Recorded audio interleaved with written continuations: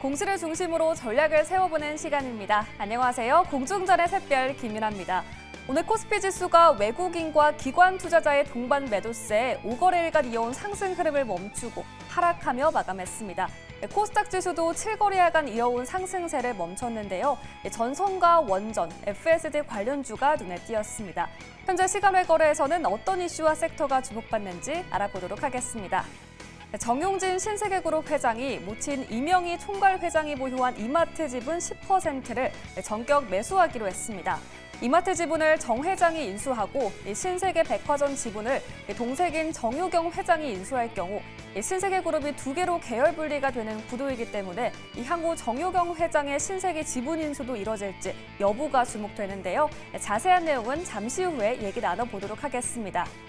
또한 공급 계약 소식도 들려옵니다. 먼저 재룡산업이 한국전기공업협동조합과 공급 계약을 체결했습니다. 220억 원 규모라고 하는데요. 이는 54% 수준입니다. 계약 기간은 9월 30일까지로 총 공급 기간은 264일인데요. 이러한 호재가 들리면서 현구간 6% 넘는 급등세를 시현하고 있습니다. 효성중공업도 팔당동 재건축 정비사업조합과 공급 계약을 체결했습니다. 대구 팔당동 주택 재건축 정비사업 관련한 내용이고 규모는 1,000억 원으로 최근 매출액 대비 2%에 해당합니다. 아직 계약 기간은 공시되지 않았는데요. 잠시 후에 자세한 내용 알아보도록 하겠습니다. 이렇게 공시 3가지 먼저 다뤄봤습니다. 현구간 시간외에서 어떤 종목들이 움직이고 있는지 특징주 탑5로 알아보겠습니다. 첫 번째 특징주는 이마트입니다. 현재 강한 상승률 보이고 있습니다. 앞서 공시로 살펴봤듯이 오너가의 지분 거래 소식이 투자 심리를 자극하면서 상한가로 직행했는데요. 현재는 상승폭이 조금 줄어들면서 7% 빨간불을 켜내고 있습니다. 더불어 신세계푸드도 함께 2%대 상승하는 모습입니다. 비츠로테크도 현재 5%대 강세 포착됩니다. 미국 LA 일대에 허리케이크 강풍이 불면서 사상 최대 규모의 화재 피해가 점쳐지고 있습니다. 또한 남부 텍사스 일대에는 이례적인 겨울 폭풍이 덮치는 등 전력망에 비상이 걸렸다는 소식이 전해졌습니다. 이러한 소식에 향후 수혜 기대감이 주가에 작용한 것으로 보이는데요. 장 막판에 급등했고 현재도 강한 흐름을 이어가고 있습니다. 다음 특징주는 한글과 컴퓨터의 자회사 한컴 라이프케어입니다. 조금 전 미국 안전장비 전문업체와 공급 계약을 체결했다라는 공시가 나왔습니다. 이로써 북미 시장 진출에 성공적인 첫 발을 내딛게 되는데요. 더불어 한컴은 한컴 라이프케어 지분 매각 계획을 철회하고 해외 시장 공략에 집중한다라고 밝혔습니다. 이러한 소식에 현구간 상승폭을 키워가며 현재 5%대 매수세를 보이고 있습니다. 오늘 정규장에서 6% 가파른 상승세 보였던 오리엔트 전공이 현재도 흐름을 이어가고 있습니다. 현구간 1%대 빨간불 들어와 있는데요. 상승의 배경을 잠시 후에 알아보겠습니다. 마지막 특징주는 CG 메드텍입니다. 조금 전 신규 시설 투자 소식을 공시했습니다. 중장기적인 성장 기반 확보를 위한 공장을 신설한다라고 밝혔는데요. 이후 투심이 몰리면서 현재 소폭 오름세를 시현하고 있습니다. 이렇게 시간을 거래해서 새롭게 올라온 이슈와 특징주까지 짚어봤습니다. 관련된 종목 보유하고 계신 분들은 지금 바로 02-2000번에-4919로 신청해 주시면 자세한 상담 도와드리겠습니다. 지금까지 공중전의 김윤아였습니다. 네, 가장 먼저 이마트 소식부터 짚어보도록 하겠습니다. 정용진 회장이 책임 경영을 위해서 이명희 총괄 회장의 이마트 지분을 전량 매입한다라는 소식이 전해졌습니다. 시간의 거래로 2월 10일부터 3월 11일까지 매입한다고 하는데요. 자세한 내용 한번 확인해 보도록 할게요. 정용진 회장은 기존 이마트 지분을 18.56%가량 가지고 있었는데 이명희 총괄 회장의 지분 10%를 매입하면서 이제 지분이 28.56%로 증가하게 됩니다. 본부장님께 여쭤보도록 할게요. 일단 시간의 거래에서 이마트가 7% 넘게 상승하고 있고 뭐 신세계푸드, 신세계 INC 같은 종목들도 강하게 움직임 보여주고 있는데 이 내용을 어떻게 보셨을까요? 약간 경영권 그런 후계 구도를 완벽하게 네. 만들어가는 그런 그림이 아닐까 이렇게 생각을 하고 있고, 사실 신세계 관련 기업들은 정용진 회장이 지금 미국 방문해서 했을 때도 그때 좀 급등이 나왔었는데, 요번에도 사실 뭐 이게 어떤 투자자들 입장에서 봤을 때는 뭔가 좀 기대감이 만들어질 수 있는 그런 상황을 만들어가는 것 같아요. 그래서 뭐냐면 지금 정용진 회장이 미국행을 했었고 그다음에 거기에서 사업에 대한 부분들 그리고 알리바바 쪽과 뭔가 같이 협업해서 진행한다는 부분까지 나왔었고요. 그러고 나서 하필 그때도 제가 저번에도 말씀드렸던 것 같은데 하필 중국이라는 게 좀 아쉽다 이런 얘기를 좀 했었던 것 같은데 그러고 나서 이제 또 이런 공시 그러니까 지금 정용진 회장의 어떤 그런 후계 완벽한 그런 좀 자리를 만들어주는 그런 그림이 아닌가 이렇게 생각을 하고 있고요. 투자의 입장에서 봤을 때는 사실 그런 완벽하게 정말 만들어지는 부분들은 사실 뭐 어떻게 보면 나쁜 건 아니라고 생각을 합니다. 왜냐하면 이제 정용진 회장이 완벽하게 어떻게 보면 이마트라던가 이런 신세계 그룹을 지배할 수 있는 환경을 만들어준다라는 점에서 저는 오히려 지금 뭐 이제는 그런 것 같아요. 앞으로 이제 정용진 회장의 실제로 경영 능력이라던가 그러면 앞으로 만들어갈 그런 사업들에 대해서 이제 다시금 평가를 받아야 되는 그런 상황이 아니냐 이렇게 생각을 하고 있고 투자자들은 오히려 그 부분에 조금 더 환호를 하는 것 같습니다. 왜냐하면 항상 그런 것 같아요. 불확실한 것보다는 뭔가 확실하게 정해지는 거에 있어서 조금 더 좋아한다. 그러면 그 지금 뭐 신세계 같은 경우는 사실 그런 정용진 회장 미국행은 약간 해프닝이었던 건지는 잘 모르겠습니다만 원래 올라가기 전 가격대로 다시 돌아왔거든요. 그럼 이 상황에서 이러한 공시와 이러한 행보는 저는 오히려 상승할 수 있는 좀 여력을 만들어주는 게 아니냐 이렇게 생각을 하고 있기 때문에 거래량도 최근에 많이 만들어졌었고 다만 이제 올라갔던 걸 그대로 반납했다라는 거에 좀 아쉬움은 있습니다만 여기서 만약에 이러한 부분들이 호재로 받아들여진다고 한다면 저는 충분히 추가 상승 여력은 있다라고 생각합니다. 다만 이제 이게 해석의 차이라고 생각하는데 이게 호재로 받아들일지 뭐 악재까지는 아닙니다만 그렇게 썩 좋은 해석이 나오지 않을 경우는 좀 주가 움직임 자체는 좀 그렇게 크지 않을 수도 있다라는 점을 감안하시면서 대응해 보셨으면 좋겠고요. 어느 정도 변동성은 나올 수 있기에 투자하시기에 좀 주의하시면 좋을 것 같습니다. 아, 네. 그러면 이마트를 보는 게 좋을까요? 뭐 신세계 INC를 보는 게 좋을까요? 아니면 신세계 푸드를 보는 게 좋을까요, 본부장님? 이게 네. 투자자분들 성향 차이인데 아. 그때 정용진 회장이 미국 가서 트럼프 관련돼서 만났을 때 네. 그때 움직였던 종목들 보시면은 좀 시총 작고 그런 종목들이 좀 강하게 움직였던 걸 기억하실 겁니다. 네. 그래서 아마 이번에도 움직인다면은 그럴 가능성이 높거든요. 그래서 나는 좀 대형주 이런 것들을 선호하시는 분들은 뭐 이마트라던가 신세계 쪽 보시는 게 좋을 것 같고 그게 아니라 나는 오히려 조금 이런 것들을 이슈를 활용해서 단기 트레이딩 전략으로 가고 싶다 한다고 한다면 지난번에 좀 강하게 움직였었던 신세계 뭐 INC라던가 네. 지금 INC 같은 경우는 오히려 시세가 아예 안 죽고 지금 계속 살아나고 있거든요. 오. 지금 보시면은 그때 조정은 살짝 받고 오히려 지금 다시금 고점 돌파하려는 모습이 나오고 있어요. 그러다 보니까 지금 만약에 강하게 움직인다고 한다면 이쪽이 좀 더 강하게 움직일 가능성이 높기 때문에 이거는 투자 성향에 따라서 결정을 하시면 좋겠고 나는 이 이슈를 통해서 좀 단기 트레이딩 관점으로 접근하겠다 하신다고 한다면 오히려 신세계 INC 같은 종목분들 지금 뭐 물론 많이 올랐습니다만 추가 상승 여력도 충분히 있어 보인다는 점 참고하시면 좋을 것 같습니다. 네, 알겠습니다. 이렇게 이마트 지배 구조 개선 이슈 한번 짚어봤습니다. 다음으로 역대 최악이라고 하는 LA 화재 소식도 한번 짚어보도록 하겠습니다. 시간외 거래에서 전력 설비주들이 다시 한번 움직임 보여주고 있는데요. 과장님께 여쭤보도록 할게요. 네.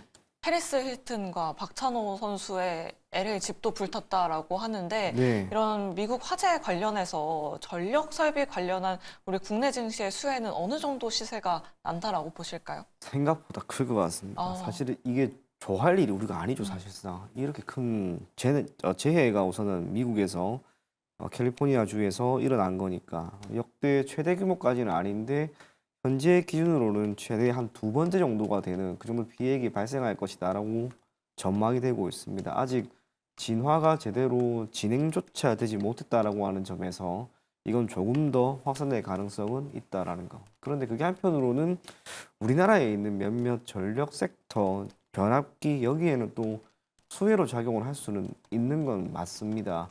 불타버린 그 많은 것들을 다시 한번 설치를 그리고 재건을 다 해야 되니까 자연스럽게 우리나라에 있는 전압기 전력 섹터에 있는 기업들은 공급량이 다시 한번 늘어날 수 있을 만한 그런 여건이 조성되었다라고 보여지고요. 사실 그게 아니더라도 지금 트럼프의 취임이 이제 곧 다가오는데요. 트럼프가 계속해서 주창했던 게 있습니다. 미국을 전 세계에서 에너지만큼은 가장 싼 가격에 공급할 수 있는 국가로 만들겠다라고 하는 거. 여기서 말하는 에너지라고 하는 것은 결국에는 전기입니다.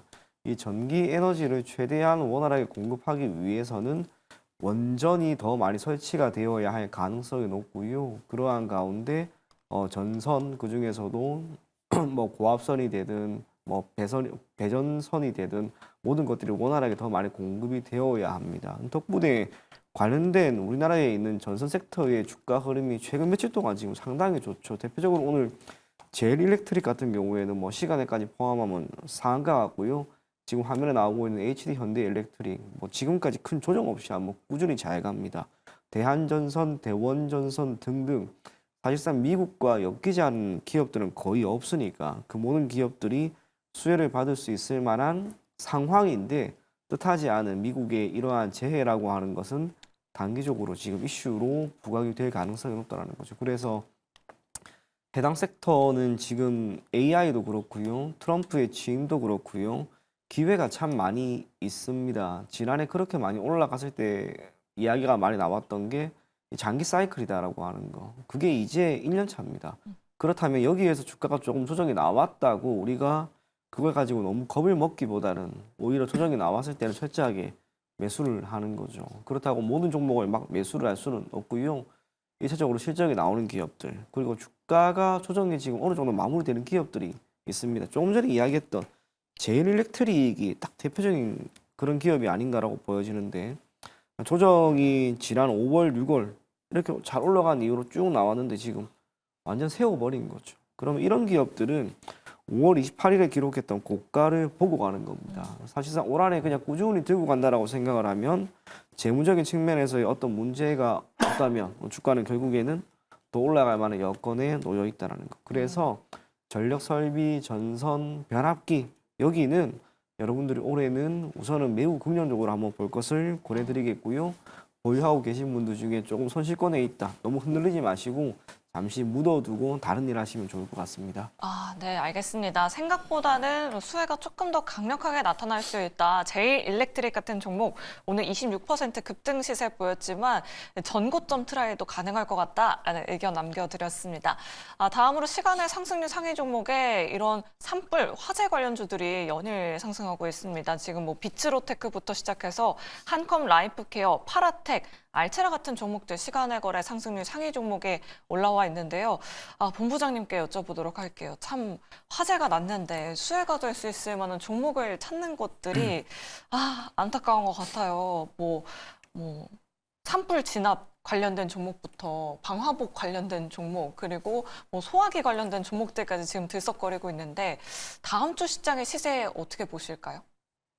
제가 봤을 때는 참 이게 좀 안타깝습니다. 네. 왜냐하면 사실 이거는 어떻게 보면 되게 자연재해고 좀 좋지 않은 소식인데 이 소식에 좀 투자를 맞춰서 한다. 좀 안타깝긴 합니다. 네. 어쨌든 그럼에도 불구하고 투자하는 입장에서는 이런 것들을 좀 안 볼 수가 없기 때문에 사실 뭐 근데 이렇게 생각해요. 저는 파라텍도 그렇고 뭐 소화기라던가 뭐 그런 뭐 화재 방지하는 복들 이런 것들이 이렇게까지 오르는 데는 저는 사실 그런 이슈성에 의한 그냥 단기 상승 정도라고 생각을 합니다. 왜냐면 요게 그 산불 난 거랑 직접적인 연결고리가 딱히 없습니다. 그렇다고 해서 저렇게 자연재해로 발생한 산불을 뭐 가서 소화기로 끌 것도 아니고 네. 거기서 어떻게 그게 해결이 될 수 있는 연결고리 자체는 없거든요.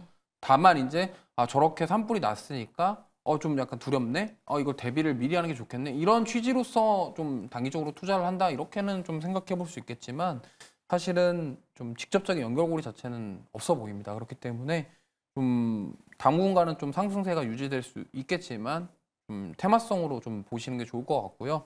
과거에도 23년도 6월경에 캐나다에서 산불이 난 적이 있는데 네. 그때는 이제 종이랑 목재 관련주들이 좀 단기간에 좀 움직이긴 했었습니다. 근데 네. 하필 거기가 좀 하필 그쪽과 관련된 뭐 원료로 쓰는 나무들이 많았기 때문에 그런 이슈가 있었지만 어쨌든 이런 자연재해나 기타 여러 가지 그런 화재 등 이런 것들을 통해서 뭔가 수혜주를 찾는다고 한다면 어떻게든 말이 만들어지게끔 네. 이어지거든요. 그렇기 때문에 그 순환매가 계속 네. 돌잖아요. 네. 그래서 뭐 LA 쪽에서 일어난 산불이 거기도 나무를 많이 태웠을 거고 그러면은 지금 또 수혜를 받을 수 있는 게 당연히 이제 전력 공급에 대한 차질 이런 우려 속에서 그런 전력 설비 관련주들이 좀 움직일 가능성이 있겠지만 지금 뭐 소화기라던가 이런 화재 방지복이라던가 이런 여러 가지 이런 것들은 좀 약간 상관관계보다는 좀 단기적인 이슈다. 그래서 요거는 그냥 이슈로서 접근을 하시면서 그냥 짧게 대응하시는 거는 괜찮겠지만 요게 막 계속적으로 이어질 것이다. 예를 들면은 우리 일맥주들 한번 갈 때 굉장히 짧은 시간이 많이 가잖아요. 네. 그런 드라마틱한 상승을 노려보시고 좀 무리하게 접근하시다가 오히려 좀 손실이 날 수가 있다라는 점을 꼭 감안하시면서 네. 좀 보수적으로 대응하셨으면 좋겠고 만약에 진짜로 그런 이런 자연재해를 통해서 어떤 이득을 볼 수 있는 섹터군을 찾는다고 한다면 저는 아마 전력 설비 쪽이 좀 가장 현실성 있는 그런 섹터라고 생각을 하기 때문에 네. 보실 거면 차라리 그쪽을 보시는 게 좋겠다라는 말씀 드려보도록 하겠습니다. 네, 알겠습니다. 시간을 거래해서 뭐 비츠로테크나 한컴 라이프케어, 파라텍 같은 종목들 오늘 상승에 이어서 추가적인 시세 내고 있긴 하지만 오히려 전력 설비 쪽을 보는 것이 좋을 것 같다라는 의견 남겨주셨습니다. 그럼 현재 시간을 거래해서 상한가 기록하고 있는 재룡산업 확인해 보도록 할게요.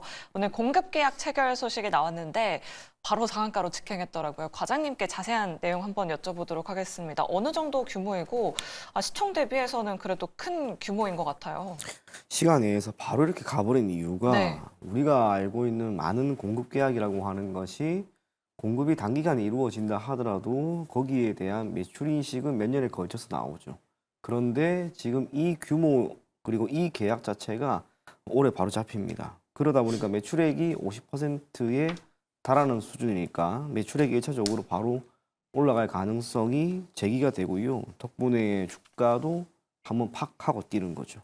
그리고 재룡산업도 결국 재룡전기처럼 전력 섹터에 어쨌거나 엮여 있습니다. 그러다 보니 조금 전에 이야기했던 이 화재 그것과 관련해서도 엮여 있기 때문에 주가가 뛰는 게 아닌가라고 보여집니다. 전반적으로 크게 나쁠 건 없는 상황입니다. 주가도 지금 좋죠. 제가 조금 전에 이야기를 드린 것처럼 전선 섹터에 있는 많은 기업들, 특히 실적이 조금씩 나오는 기업들은 주가가 조금 밀린다 하더라도 여러분들이 너무 불안해하지 않고 끌고 갑니다. 특히 지난해 4월, 5월 주가가 막 올라갔을 때 함께 움직였던 그런 기업들은 시간을 두고 종목마다 차별화 양상을 두고 결국에는 조금씩 다 올라가지 않을까 그리 보여지는데 재룡산업도 마찬가지인 거죠. 지금 다음 주 월요일에 기본적으로 시가를 빡 하고 우선은 띄울 것이고 그 시가가 크게 무너지지 않는다는 가정 아래 지금 주가는 다시 한번 결국 지난 7월에 보였던 11,000원대 여기까지 보고 점진적으로 저는 올라가지 않을까 그리 보여집니다. AI 시장이 커지고요. 데이터 센터가 더 많이 만들어져야 됩니다. 전 세계 8,000개 정도가 있는데 이걸로도 지금 부족하죠. 그러면은 전선에 대한 공급은 늘어날 수밖에 없고 전선, 변압, 전력 설비 그 모든 기업들에게는 장기 사이클이라고 하는 단어 자체가 어울릴 수 있을 만한 여건이 되는 겁니다. 그래서 재룡산업 보유하고 계신 분들, 특히 오늘 들어가신 분이 계시다면 진짜 좋은 결과인데 단기간에 이거는 보지 말고요. 조금 중기나 장기적으로 적어도 한 3에서 6개월 정도는 끌고 가보자. 그런 이야기 전해드리도록 하겠습니다. 네, 알겠습니다. 재룡산업 현재 시간을 거래해서 상한가 기록하고 있습니다. 다음 주 월요일 시장에서 시세 어느 정도일지 한번 확인해 보시길 바라겠습니다. 이렇게 시간의 특징주들 짚어봤고요. 다음 주 일정들 꼼꼼하게 확인해 보면서 좀 든든하게 대비해 보도록 할게요. 굉장히 많은 일정들 다음 주에 예상돼 있습니다. 일단 월요일에는 일본 증시 휴장이고요. JP모건 헬스케어 컨퍼런스 드디어 이날부터 열립니다. 16일까지 예정돼 있습니다. 그리고 수요일에는 미국의 CPI 발표 있습니다. 한국 시간으로 10시 30분에 예정돼 있고요. 오늘 고용보고서 나온 이후에 물가지수 발표라서 꼼꼼하게 확인해 보시길 바랄게요. 그리고 경기 전망 알 수 있는 연준의 베이지북도 한국 시간으로 16일에 발표되고요. 이날부터 미국 증시에서 금융주들을 필두로 실적 발표 시즌 이어집니다. JP모건, 골드만삭스, 블랙록의 실적 발표, 그리고 목요일에는 뱅크 오브 아메리카, 모건 스탠리의 실적 발표 예정돼 있습니다. 그리고 목요일 16일에는 한국은행의 금통위 예정돼 있고요. 12월 소매 판매 10시 30분에 역시나 발표됩니다. 그럼 일단 자세한 내용 한번 먼저 여쭤보도록 할게요. 일단 다음 주에 좀 주목해 볼 만한 내용으로 가장 먼저 제약바이오 섹터의 호재가 될 수 있는 JP모건 헬스케어 컨퍼런스부터 확인해 봐야 할 것 같습니다. 앞서서 저희 유튜브 채팅창에서도 보로노이 언제쯤 돌아올 수 있을까요? 이렇게 댓글 남겨주신 분들 굉장히 많았거든요. 본부장님께 여쭤보도록 할게요. 사실 요즘에 바이오 섹터가 예전처럼 JP모건 헬스케어 컨퍼런스 모멘텀을 받지 못하고 있는 것 같아요. 다음 주 시장에서는 이 모멘텀 다시 돌아올 수 있을까요? 지금 가장 많이 JP모건 헬스케어와 가장 많이 연결되는 단어가 아마 ADC인 것 같습니다. 그러니까 이중항체에 관련해서 계속적으로 얘기가 나오고 있고요. 특히나 지금 삼성바이오로직스 같은 경우도 ADC 관련된 생산 관련돼서 내용이 있고, 그다음에 셀트리온도 마찬가지입니다. 그래서 이중항체와 관련된 부분들 모멘텀이 지금 계속적으로 있기 때문에 이 부분이 저는 좀 가장 강하게 좀 움직이지 않을까 이렇게 생각을 하고 있거든요. 그리고 지금 뭐 ADC 관련돼서는 뭐 리가켄바이오부터 시작해서 지금 뭐 여러 가지 기업들이 좀 아마 좋은 성과를 낸다고 한다면 이쪽으로 수급이 다시 돌아올 가능성이 높지 않을까. 그리고 지금 보시면은 저기도 화면에도 나오지만 저 ADC라는 단어가 지금 안 빠지는 데가 없어요. 특히나 셀트리온, 삼성바이오로직스는 ADC 관련돼서 얘기하고 있고, 그다음에 뭐 기타 기업들, 그리고 저게 리가켄바이오도 그렇고, 지금 어쨌든 바이오는 결국에는 돈을 벌 수 있는, 지금 트렌드 자체가 기술력 이런 것들을 가지고 돈을 얼마나 벌 수 있냐에 대한 부분이 주가에 반영됩니다. 알테오젠이 그랬던 것처럼요. 그렇기 때문에 이번이 저는 아마 ADC와 관련돼서 우리나라 기술력을 공개를 하고, 그와 관련돼서 삼성바이오로직스랑 셀트리온이 과연 돈을 얼마나 벌 수 있겠냐, 이러한 쪽으로 집중을 하시면서 투자를 해보시는 게 어떨까, 이렇게 좀 말씀을 드리고 싶고요. 저는 그 중에서도 가장 뭐 사실 돈과 밀접적으로 관련이 있는 뭐 삼성바이오로직스나 셀트리온 보시면 좋겠지만, ADC에 좀 집중하고 싶다 그러면 역시나 리가켄바이오 쪽을 보시는 게 좋겠다는 말씀 드려보도록 하겠습니다. 네, 알겠습니다. 역시나 ADC가 중요할 것 같다. 탑픽 종목으로 리가켄바이오 말씀드려봤습니다. 다음 주 시장에서 바이오 종목들의 시세 한번 기대해 보도록 하겠고요. 다음으로 미국의 CPI도 한번 확인해 보도록 할게요. 이창훈 과장님께 여쭤보도록 하겠습니다. 뭐 연준 의원의 이런 발언이 있었어요. 12월 금리 인하가 마지막이었다. 뭐 내년에는 금리 인하가 전혀 없을 수도 있다, 이런 발언까지 나오고 있는 상황이거든요. 네. CPI 같은 경우에도 뭐 지난번에 한번 잠깐 또 상승을 네. 했었잖아요. 네. 다음 주 CPI 전망은 어떻게 보실까요? 크게 또 다를 건 없을 것 같고요, 저는. 근데 지금 금리 인하에 대해서는 생각보다 지금 보수적이죠. 지난 12월에 점도표를 보게 되면은 올해 미국의 기준금리 상단이 4%입니다. 현재 4.5인 걸 감안했을 때 결국 2번이라는 거. 베이비 스텝으로 움직일 거는 자명하니까. 그런데 이게 지금 이유가 왜 2번밖에 안 내리려고 하는지에 대한 부분이, 첫째, 미국의 경제가 여전히 견고하다라고 하는 그 평가가 있기 때문입니다. 사실상 그렇습니다. 올해 기준으로 실업률은 높아봐야 4.3% 정도밖에 전망이 되고 있지 않고요. 유로존, 중국, 또 아시아에 있는 여러 국가, 거기에 미국까지 포함을 해서 이 중에 경제 성장률 전망이 올라간 거는 미국이 유일합니다. 의외로 경제가 탄탄한 가운데 트럼프가 재집권을 하면서 불거지고 있는 건 물가죠. 바이든 정부가 계속해서 이어가지 못했던 여러 가지 이유 중에 하나는 분명히 물가였습니다. 이러한 상황에서 물가를 어떻게든 잡기 위한 통화정책을 시행을 해야 되는데, 트럼프가 집권을 하게 되면 오히려 물가가 조금 더 올라가는 건 아니냐 하는 그런 우려가 있다면, 이 정부의 입장에서는 금리 인하에 대해서는 조금 더 신중할 수밖에 없다는 거죠. 그런 면에서 점도표 기준으로 우선은 2번이 나왔고요. 이게 진행이 된다면 올해는 최종적으로는 4%입니다. 다만 이게 내년이라고 해서 또 크게 달라지는 것도 아닙니다. 드라마틱한 금리 인하, 거기에 따른 주식시장의 상승이라고 하는 게 우리가 생각했던 것만큼 나오지 않을 가능성은 매우 높다라고 보고요. 금리 인하가 우리가 원하는 만큼 되지 않았기 때문에 한편으로 미증시가 또 흔들릴 가능성도 배제를 할 수가 없습니다. 충분히 그럴 시점인 거죠. 역사적으로 S&P 500이 1950년부터 시작을 해서요, 강세장이라고 하는 게 꾸준히 이어지는 것은 최대 2년 정도밖에 없었습니다.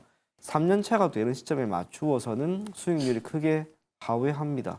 지금이 딱 그 시점이에요. 그래서 저는 연초부터 시작을 해서 올해 우리 증시도 그렇고 미증시도 그렇고 흐름이 지난해 같은 그런 상승 흐름, 특히 미증시가, 우리 증시는 뭐 지난해도 그렇게 좋은 편은 아니었으니까 이게 오히려 시장을 조금 누르지 않을까라고 생각을 했는데, 다행스럽게 우리 증시는 다행히 잘 반등을 합니다만, 이게 꾸준히 상승할지는 잘 모르겠습니다. 그래서 시장에 대해서는 보수적으로 분명히 여러분들이 접근할 필요가 있다라고 보여지고요.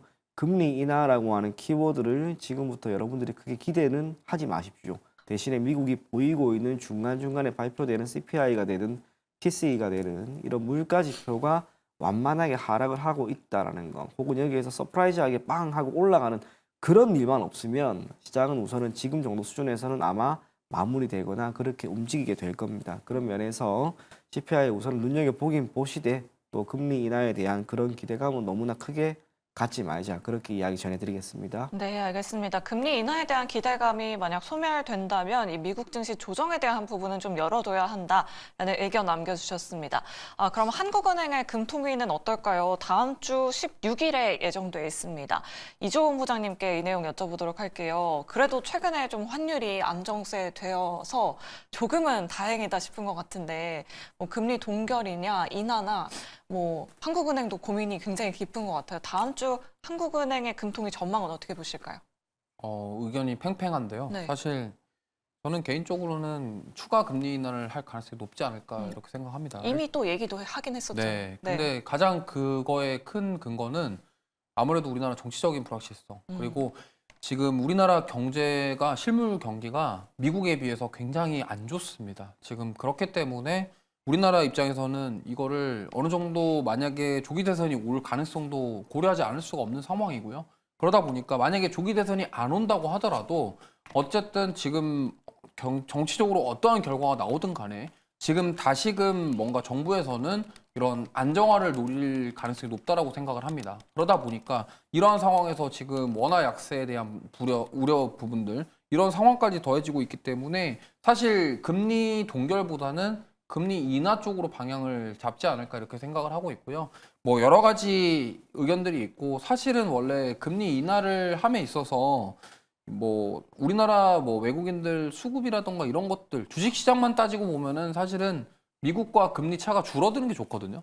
근데 지금 사실 되게 특수적인 상황이기 때문에 이 우리나라의 그런 정치적인 이슈가 가장 크다라고 생각을 하시면 좋을 것 같고, 이 상황에서 제가 봤을 때는 우리나라 경기에 대한 부분들, 실물 경제 지표들, 뭐 물론 수출 데이터는 굉장히 좋지만 가장 지금 좀 안 좋은 것은 실물 경제인 것 같아요. 그러다 보니까 이런 부분들을 고민을 해봤을 때 정치적인 이슈 이런 것들을 통해서 제가 봤을 때는 금리 인하 카드를 좀 꺼내지 않을까 이렇게 생각을 하고 있습니다. 가장 문제가 되는 부분들은 역시나 원화 약세에 대한 부분이라서 이쪽으로 아마 대응을 할 가능성이 높지 않을까 이렇게 생각하고 있는데, 사실 이거는 정말 의견이 팽팽해서 감히 뭐 이쪽이 맞다 이렇게 네. 예측하기는 좀 어려움이 있습니다. 그렇기 때문에 참고하시면 좋을 것 같고, 어쨌든 여러 가지 정황상, 상황상 금리 인하 가능성이 조금 더 높지 않을까 조심스럽게 이렇게 좀 말씀드려보도록 하겠습니다. 네, 알겠습니다. 그래도 본부장님께서는 일단 다음 주 금통위 금리 인하 전망 말씀 주셨습니다.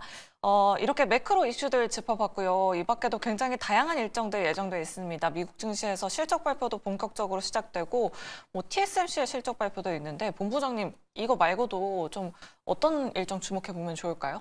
저는 뭐 다른 것도 다 중요한데 TSMC 쪽을 좀 주목해 보셔야 될 것 같아요. 네. 왜냐하면 제가 아까도 지금 1월 달에 주인공은 SK 하이닉스라고 말씀드렸는데 네. 거기에 지금 SKC도 같이 주인공이거든요. 네. 1월 달에 제일 많이 올랐습니다. 근데 사실 이렇게 올라갔던 배경 자체는 물론 젠슨왕과 최태원 회장의 미팅 이런 것들도 있겠지만 결국엔 저는 에이직 쪽인 것 같거든요. 주문형 반도체에 대한 부분들, 엔비디아뿐만이 아니라 지금 브로드컴 그리고 미국 빅테크 기업들, 팹리스 기업들이 결국에는 이 AI 쪽에 집중할 수밖에 없는 지금 구조가 만들어져 가고 있는 상황이기 때문에, 그렇다고 한다면은 역시나 TSMC의 실적 굉장히 중요하다고 생각합니다. 물론 지금 뭐 삼성전자보다 격차를 더 벌리고 지금 완전히 거의 독주 체제로 가고 있는 점에서는 사실 좀 우리나라 국민의 한 사람으로서는 좀 아쉬움이 남지만은, 그래도 지금 현재 상황에서는 TSMC 기술력을 우리 삼성전자가 따라가기에는 굉장히 시간이 많이 걸립니다. 그러면 우리가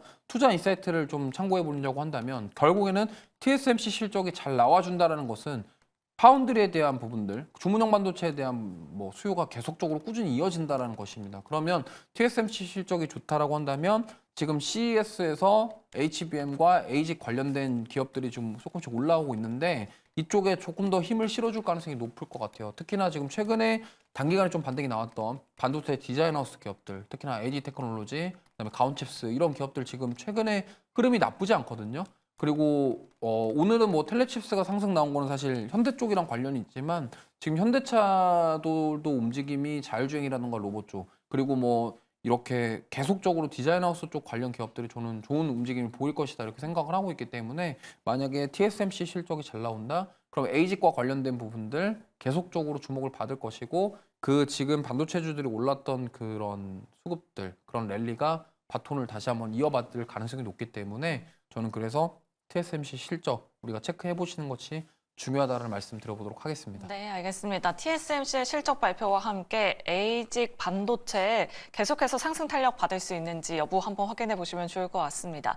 과장님께는 중국의 4분기 GDP 한번 여쭤보도록 할게요. 그래도 3월에 양회 전에 나오는 네. GDP라서 굉장히 또 중요할 것 같긴 한데 네, 중국도 경기가 안 좋잖아요. 네, 큰 네. 기대는 안 하시는 게 좋다. 사실상 우리나라의 입장에서 중요한 국가가 두 개가 있죠. 미국과 중국.